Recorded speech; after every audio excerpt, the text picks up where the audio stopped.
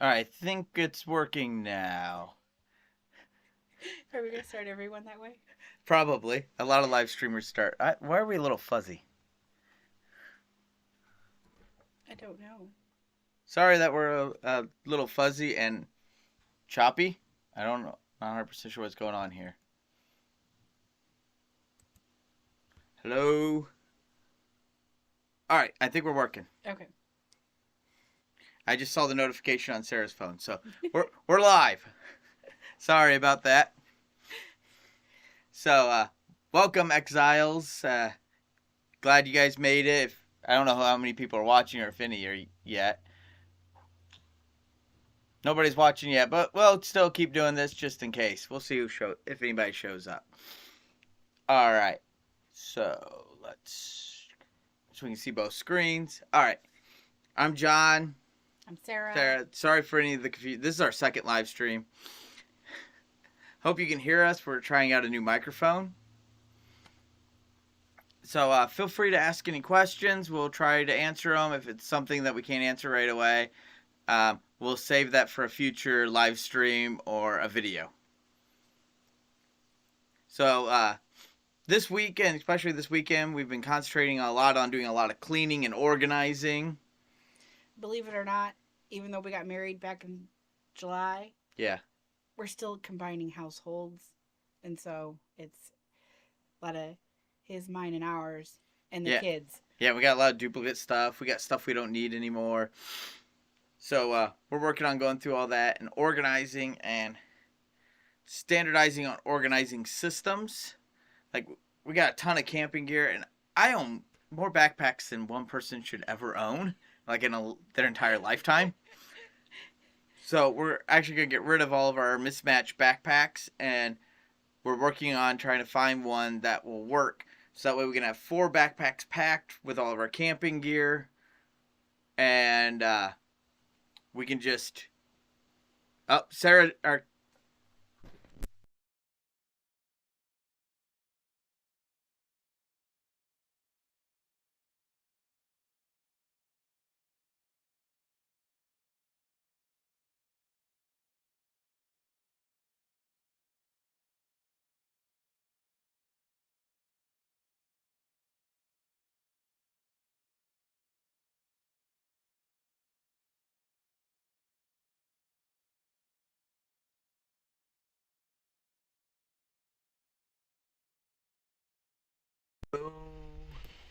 is it working now? It says it's working. Is anybody out there?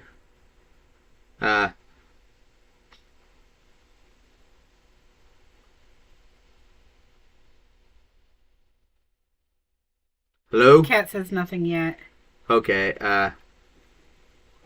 oh, yeah. I can hear me. Anybody out there? Ignore my bad singing. We might want to turn that off. We'll be able to hear ourselves the whole time. All right, let's start over again. I'm John. This is Sarah. Sorry the audio didn't work. If you guys have any questions or want to tell us we screwed up the audio like Kat just did, put it in the comments. All right, so we've been working on cleaning and organizing.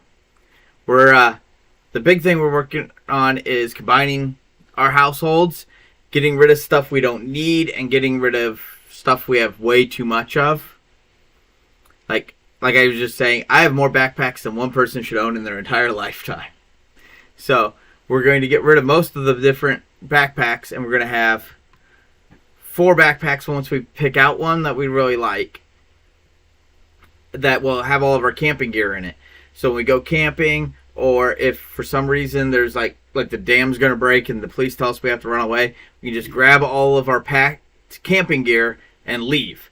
And a faster, more efficient way, and we're not always looking for stuff. Or it'll also be if the kids want to go spend the night somewhere, they'll have a bag packed and ready to go. So, grandparents, hey, let's steal the kids for the weekend or something. Or, they want to go stay with their cousins. Then it's already packed and it's not a hassle or an issue at all. Yeah, already have their clothes and like their sleeping bag and all that stuff ready to go. Another thing we're working on is like standard sets of totes that work well together, like a tote system that stack together well. In the shed, we put up a set of shelves a while ago, but the totes fill the gaps between the shelves, so you can't pile stuff on top of the totes on the shelf to help keep clutter down. Which we're both prone to just setting something. Oh, it goes in that tote, or it goes in the tote above or below it, so we'll just set that right there, and before you know it, you can't get into the tote that you need, and you got to clean to get to the tote you need stuff in, and it's better not to go down that road in the first place. We're also sorting through our closets, and we took a bunch of Sarah took the dresser and we cleaned it out, took all of her clothes out. There really wasn't that much clothes in that dresser. Not really. Once we cleaned it out, and we moved it into the kitchen. We're doing a video about our cleaning and organizing too, so that video will be out probably this Wednesday, maybe next Wednesday. Depends on how much cleaning we get done this weekend. But that dresser is going to be in the kitchen, and it's going to contain like our Kool-Aid packets and like peanut containers. After I've eaten the peanuts out of them, filled full of like powdered milk or potato flakes, stuff like that. So they're convenient, easy to. You can just open the door, see what you need, and grab it, and cook with it. And that stuff is all small and lightweight, so it's not going to, overburden the dresser that wasn't designed for holding canned goods and stuff like that. But it's stuff that's taking up space on our shelves that are designed to hold canned goods. And so we'd rather put the canned goods on the shelf that's designed for it than take up that space with things that aren't designed, are not correct for those shelves, but we need anyway. Yeah, like all the kids' Kool-Aid packets and like taco seasoning and all those little packets like that. They're a big mess. They're hard to sort through and look through. But if we have them, we're going to build temporary dividers out of cardboard later, wooden dividers inside that dresser. So you can open the door, like, oh, there's the Kool-Aid section. Dig through it like it's a card catalog. And if you're old and know what those are. And pull out the Kool-Aid packet you're looking for. This is the Kool-Aid packet you're looking for. Yep. So that's pretty much all we got for what we've been up to this week. Is just mostly cleaning and organizing stuff. Trying to make our lives a little bit smoother and easier. I'm almost done reading The Two Towers. Sarah's still reading The Killing Floor. But I do a lot of reading now. In high school, or in school general, high school, middle school, I hated to read because it was always stuff I was forced to read, and I didn't like any of it, and it wasn't interesting to me. So, for a long time, I didn't read as an adult. I didn't necessarily like reading the stuff the school assigned, but I was the kid they worried about falling down the stairs because I did have my nose in a book. So, I had to be told in elementary school I was not allowed to read in the hallways when we were switching classes because I would read while I walked, and they genuinely were afraid I would fall down a set of stairs. Yeah. So, if you think you don't like reading, try to find things you're interested in and want to read. And try audiobooks. So, like I said, I retain things better when I read or when I listen to it. So I listen to a lot of audiobooks. I should sign up to see if we can get on the affiliate program for Audible. Oh, that'd be interesting, yeah. So you guys could get one free audiobook. And another thing with Audible is you can adjust the playback speed. So over time... I've done that many a time myself, Allison. Kat says Allison says she falls upstairs. But, anyway, you can adjust the playback speed. And if you do that slowly over time, most people can listen to at least 2 speed. A lot of people can listen to up to 3 speed, which is where I listen to. So you can get a lot more reading done. The only drawback to that is if you're doing that, the price of the audiobook starts to add up. Yeah. Lord knows I've been grateful for the library over my lifetime. Yep. Because trying to, well, first of all, I don't have space for all the books I've read. And that's expensive. Yep. I do plan on starting and doing a book review of some of the preparedness books and homesteading books that we have. So maybe next week's live stream we'll have one of those books handy to do a review of. All right, so next we want to talk to you about something that's in the news. And Kat, if Allison's watching this, she shouldn't be watching this part right now. No. Because we're going to talk about Canada's MAID program. And it's not for cleaning. No, it's, what is it? Medical assistance in dying, something like that. Yeah. It's basically where you can fill out some paperwork in Canada and they'll let a doctor kill you. And it's not that they're doing it to people who are like, oh, you only have a week to live, you're going to be slowly dying of painful cancer. The one woman, she was injured in the army. She's a Paralympic athlete for Canada. She was having trouble getting up the stairs in her apartment, so she asked for a chairlift. And they're like, well, instead of a chairlift, we can just kill you. And they've been doing that to a lot of people. And they say, well, like, if your life's if you're depressed and your life's not worth living, well, we'll just help you commit suicide. And they're making it sound like it's friendly and they're helping people out. But in the 1930s and 40s in Germany, they actually started with this medical assisted suicide stuff. And then they started, well, you know, that guy with that funny little mustache in the 1930s and 40s in Germany? Yeah. It started, all his bad stuff started with medical assisted suicide. So I'd rather us not go down that road. And I'd rather not see Canada go down that road either. Yeah. All right, on to some happier stuff. So I started a new sprouting experiment. I have on the channel a whole playlist for sprouting experiment. This is the new one. So I melted holes in the bottoms of all these cups, and then also around the rim to let the water out, and also let the water humidity out the top holes. So in the top one, I'd say there's no holes in the bottom, but I poked holes in all of them when I shouldn't have, so I hot glued over them. And these are just like lunch containers for like leftover soup. So I put in here some sunflower seeds and some water to soak them overnight. So tomorrow I'll dump them into here. And then in a couple more days I'll start a new soaking. And then as I go through, once the soaking ones need, I'll put a new cup in. So it'll go the new ones, the oldest ones, and then eventually the very oldest ones ready to harvest will be at the bottom.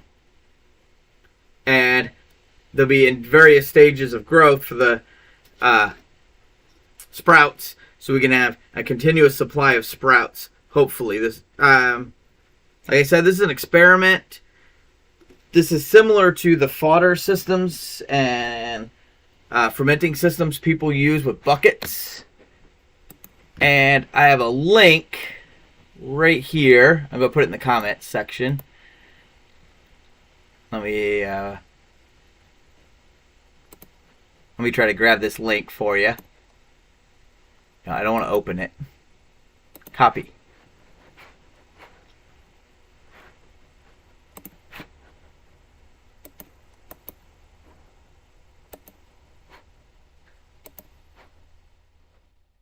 Alright, so there's a link I just put in the comment section for the guy, it's Jack Spearco from the Survival Podcast, doing this in buckets with sunflower seeds, I think he was using, for his ducks. And then, oh, go ahead. No, you're fine. Oh. So then this little experiment, I cut the bottom off of like a 1 gallon tea jug. These are great little durable containers. And it'll set in the windowsill pretty well, this size. And then it's filled full of Coca-Cola that's wet. and then I put sunflower seeds on the top, so they'll get wet, they'll germinate, and this will grow microgreens. So when they get about yay tall or so, we can cut them off and put them in salads. Similar to sprouts, but the next size bigger. And this will let us have nutrients growing inside the house. It'll make the house smell better. Hopefully it'll provide us some fresh food all the time in the winter. Now these sunflower seeds are actually what you buy at the hardware store for bird food. Now I'm not recommending you eat these, because that'd be illegal for me to recommend you do. But we're going to try, we're going to try them. And grow things from them. Yes. We're going to try eating them. Not the seeds themselves, the plants. Right. You could roast these to eat them.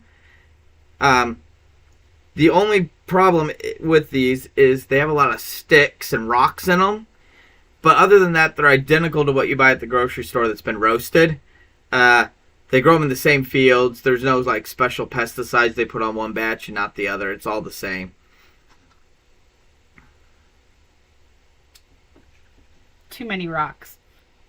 Yeah, I wouldn't try roasting them and eating them. That's going to be, you got to pick through the seeds. It's going to involve a trip to the dentist. Yeah, but if they're just the plants and you're just cutting the plants off with scissors, it'll be fine. The rocks will be below where you're eating. All right. So with our food storage, we talked about some of the cleaning and organizing we're doing around the house. That's part of our food storage plan. You can put that beside the desk. Yep. I'm using one of the props as a table, so I gotta move some stuff. So inside the coat closet, when you first come inside the house, the one that we don't use for coats, we have two buckets, two 5-gallon buckets with these screw-on lids. They're called Gamma Seals. And then inside of here is a Mylar bag. So every week we go to the grocery store, or every time we go to the grocery store, we buy extra rice and extra old-fashioned oats. Yeah, right now we're doing rice and old-fashioned oats. Yeah. In the future, we might do elbow macaroni. And cornmeal. Yeah. So those go in here. What? Oh, that's rice. That's rice. There's rice in here. So as we we'll buy like a $2, 2-pound thing of rice. Throw that in here. Throw a pinch of Dimetaceous Earth in with it. And then we take the bag and fold it up. And squish it down. And then put the lid back on it. Once that bag's full, we'll take a straightening iron. And this is a big safety tip for you guys out there watching this. Don't use your wife's straightening iron or your girlfriend's straightening iron. Not because you'll hurt the straightening iron, but a lot of wives would get mad if you use their straightening iron to melt plastic, and they might hurt you with it. And we've discovered this. I accidentally bought Mylar bags that have a Ziploc at the top. And that's really, really nice to already have that lined up and sealed as much as that Ziploc is for when you go back and seal it with the Mylar or with the straightening iron. It makes it really nice to seal it up by yourself. Yeah. So when this bag's full, we'll pull it out of the one with the fancy lid and throw it in a regular bucket because we don't want to use the expensive lids for long-term storage. So when we put it in the other bucket, we'll zip it almost all the way across, throw an oxygen absorber in, zip it, and then vacuum seal it. Or heat seal it. Heat seal it with the straightening iron. And that's how we are building up our food storage slowly over time. Oh, there's the other props. So basically, we have a couple of different categories, and we're slowly buying the food in those categories over time. Dried goods.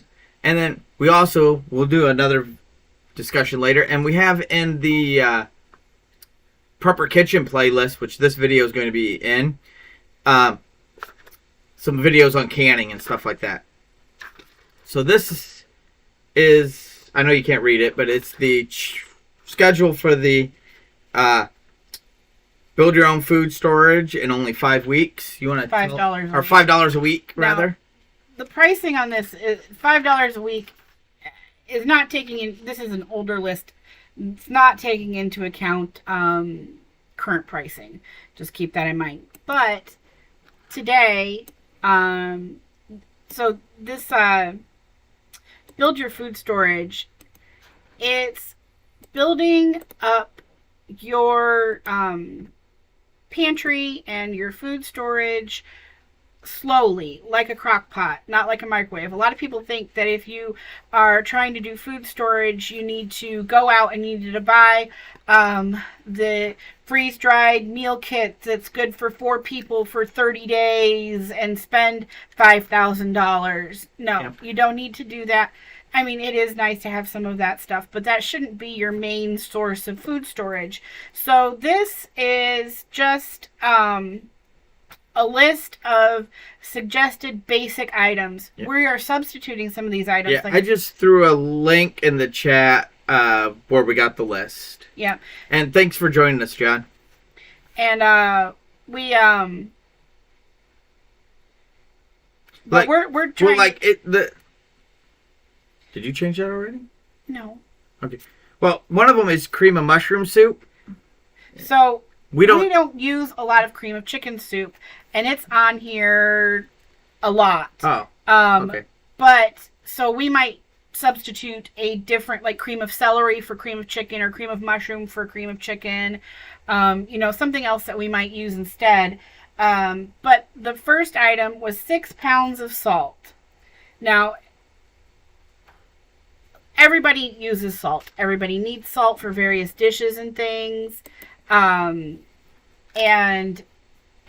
It's nice to have it on hand, especially, we got plain salt.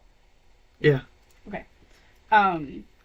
But what we're going to do, I wish we would have started this at the beginning of the year, but what we're going to do for the next few weeks is we're going to buy, we're going to buy 2 weeks at a time off the list, so $10 instead of $5.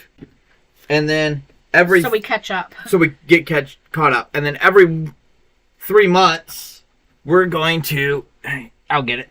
We're going to show you what we've stored. Oh. Sorry. It's fine. So we're going to take one of these big under-the-bed totes. And we're going to put it all in there. It might end up in 2. So every 3 months, we'll pull this out and show you how much we've stored in this low-cost way to get you started. This isn't the cheapest way, but if the cheapest way is to buy like a skid or 2 of rice and a skid or 2 of beans at a time. But it's cheapest per serving that way, but you gotta spend a lot of capital up front to get that. This way, it's $5 a week. It gets you started. It's easy, and it gets you in the habit of being more prepared. And it also gets you a good variety, because if you spend like $1,000 on a pallet of rice, that's all you got till you spend more money. And then you go spend $1,000 on a pallet of beans, and then maybe you buy a bunch of seasoning and stuff like that from Gordon's, and now you can make more red beans and rice than any one human will ever want to eat. That's what I was going to say. And this list is a nice variety, and it's a lot of, there's ingredients in there, as not just like macaroni and cheese and stuff like that. There's ingredients where you can go and make a lot of things from it. With this list, just looking at the first like 10 things, you can make bread, tuna, salad. The first 10 things that I have on her: 6 pounds of salt, 5 cans of cream of chicken soup, 20 pounds of sugar, 8 cans of tomato soup, 10 pounds of flour, 6 pounds of macaroni, 20 pounds of sugar, which is a lot of sugar, but you got to remember this, you're going to be eating it over a long period of time. 8 cans of tuna, 6 pounds of yeast, and 10 pounds of flour. So you can make a lot of like really good breads and pastas. You don't have any sauce or anything to go with it. You do have some tuna. But that's just for the first 10 weeks. You're going to add more stuff as you go through.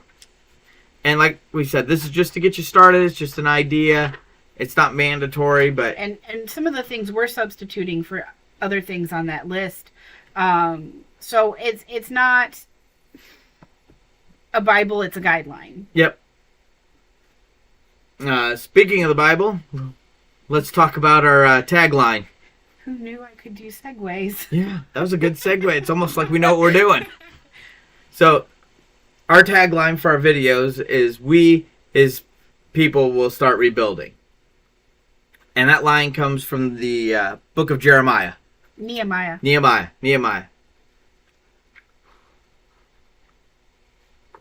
Yeah, John, they are probably pre-COVID prices, pre-inflation prices, but we might make our own list in the future. Maybe $10 a week prepping. It might just be the same list, just double the price. We spent $8 today. Yeah. We got the first two, so it should have been $10 worth, but it only cost us $8. So, but yeah, so that our tagline comes from the book of Nehemiah. So, Toad just fell over. So, what's going on in the book of Nehemiah up to then? Well, John, we bought 2 weeks worth because we're trying to get caught up, so that way we can do 3-month update videos. It really is only $5-ish a month or a week. Yeah. Maybe a little more some weeks, a little less other weeks. Okay, so the Israelites kept screwing up, and the prophets would come yell at them, be like, "Hey, you need to actually not just follow the written rules the way they are, not just like if you pick 10 mint leaves, you don't find a Levite to tithe one of your mint leaves to him because you're supposed to give tithe the tenth to the Levites of all your harvest. You're supposed to, and while you're walking around trying to find a Levite to hand your mint leaf to, you pass 3 people that are starving to death. That's not what the spirit of God's law is. So, because they wouldn't repent, they wouldn't do what they were supposed to do over and over and over again. Most of the ancient Israelites actually worshipped other gods and worshipped God like he was one of the Canaanite gods. And those were big no-nos. So, the Babylonians came, wiped them out, defeated them, brought a bunch of them back to Babylon in the exile. So, when they returned from the first group of them returned back from the exile and were allowed to go back to Israel, what they did is they tried to rebuild the temple and rebuild their houses. The problem is their enemy nations around them that didn't like them would harass them and attack them and cause them problems, so they never could get their houses and temple built. So Nehemiah shows up and to lead them with permission from the Babylonian king, and he builds a defensive wall around Jerusalem, and that allowed them to rebuild the temple and rebuild their houses. Well, the reason I chose that as the tagline is because we're supposed to guard our hearts and protect our hearts as the temple of God, not from the neighbors that are harassing you, not from that kind of, but to keep bad influences out. That's why I talk about a lot on my videos, like quit watching the stupid stuff you're watching on TV, quit watching reruns of Mike and Molly that you've seen 8 times. It's not really a good, fulfilling show for you. Or quit watching the Kardashians and get out there and do things with friends and family and read your Bible and study your Bible and understand it and start building community and working together as part of a community. Yep. That all makes sense? Yep. I hope that makes sense to you guys. Like, instead of watching TV tonight, which we don't watch a whole lot of TV, the kids watch way more TV than we do. But we're working on that. We're working on that too. But instead of watching TV tonight or even watching a movie together, we're going to play card games after we eat. Well, a very late dinner. Actually, we might watch, because Yesterday was Groundhog's Day, and we didn't get a chance to watch it yesterday because of work and schedules and stuff. So we might watch Groundhog's Day today, but it's kind of like a holiday movie. You watch Groundhog's Day on Groundhog's Day. You watch V for Vendetta on the 5th of November. You can watch like The Patriot on the 4th of July. You watch Die Hard on Christmas. Of course, you watch Die Hard on Christmas. But anyway, back to what we're saying. We don't watch a lot of TV, and the TV we do watch is mostly alone, or we watch YouTube videos. I want to start watching some of Les Strauss' Survivor Man, and also his wild cooking videos. They're on YouTube. I don't have a link to share because I just thought about talking about this right now. But Les Strauss he's a wilderness survival expert, and he's also an author and a rock star. He's performed with like real rock bands. What rock bands? I can't think of any, but I was listening to his podcast that he had for a while, and he would talk about some of the bands he performed with. Like, you're gonna look him up. I'm gonna look him up. But anyway, he has a YouTube or a video series on PBS, and it's on YouTube too, where he goes out and he finds wild edible foods and brings them back for a like 4-star chef, professional chef to cook, and shows you how to cook with these wild edible plants. It looks really cool. Right, you looking at his Wikipedia? Yeah, music. Oh, he was a production manager for some videos for Rush, Corey Hart. He played in the David Bowie cover band Diamond Dogs, and he has his own band, New Regime.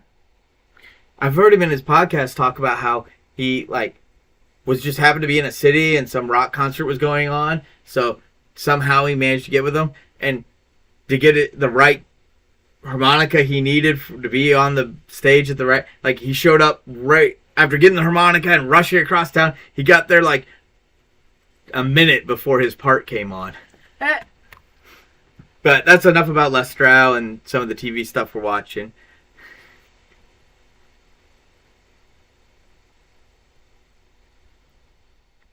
Yeah, I haven't seen any of his Survivor. I don't watch much TV. Yeah, the Survival Man, he goes out in the middle of nowhere, and it's just him with his cameras. It's not like Man vs. Wild, where he had to drag, or Man vs. Wild, where Bear Grylls has a camera crew and a safety crew and all this stuff. And then there's rumors that he only would spend like one night out in the woods to get the footage for it, and the rest of the time that they would take helicopters or 4-wheelers back to like a hotel or a campsite at night.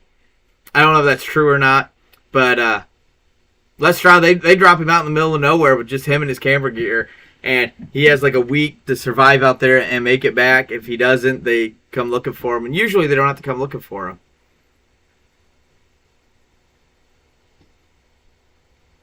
It sounds like it's on the same lines as Alone. Yeah, it's like Alone, but before Alone existed. And he tries to show as much skills as he can. He has trouble showing a lot of skills because the Discovery Channel, I think it was on, or the History Channel, they wanted more drama so they could make more money. But he owns the rights to all of them, so they're all on his YouTube channel as well. Aha. Oh, he has a checkpoint he had to get to? Okay. Yeah. Usually he had someplace he had to get to by a certain time, or else the rescue crew would come looking for him. But that's about all we got for today. We're going to wrap things up. Thank you for joining us and commenting. And let's see how many people we have right now. 2. 2 current viewers and 5 total. Not bad. Especially for this tiny little channel we got. Thank you guys for commenting and joining and watching us. We'll be back same time next week. Same bat time, same bat channel. Oh, I'm so glad you were saying it because I was thinking it. So with that, we're going to say goodnight. And remember, we, his people, will rebuild.